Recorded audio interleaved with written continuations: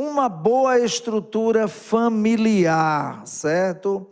Contribui para exatamente a pessoa ter uma saúde mental bem melhor no futuro, ou a questão da estrutura familiar também pesa muito para esses problemas futuros? No Brasil, nós temos dois problemas.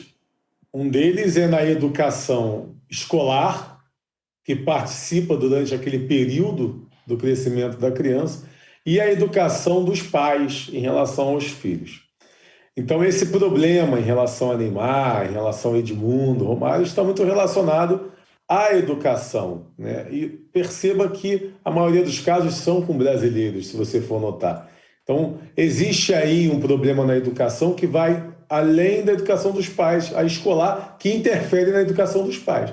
Ou seja, aquele pai é um pai que não teve uma educação escolar e aí isso também interferiu, porque a educação escolar também está relacionada ao conhecimento, e se você não tem conhecimento, você não sabe como educar, né? E vários outros fatores também que estão vinculados a essa educação escolar. Mas a questão da saúde mental é muito interessante você analisar, por exemplo, o Flamengo.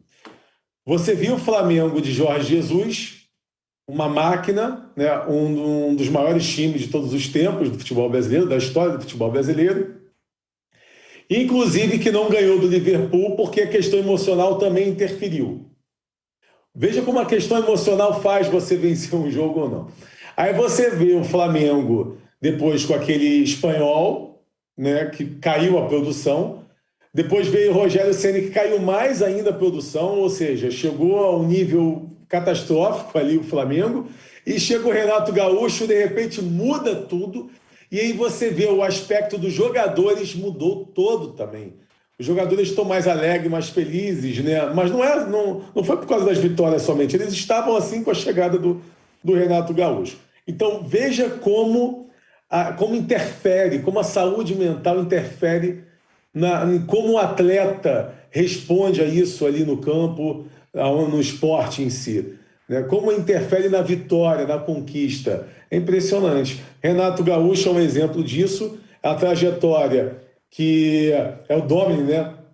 Jorge Jesus, Domenech, esqueci o nome dele, e Rogério Ceni e agora o Renato Gaúcho. Olha a diferença na mudança de técnico. Ou seja, claro, tem a capacidade, né, de ser técnico, montar o time, saber substituir, isso tudo está relacionado. Mas a questão emocional também está muito relacionada.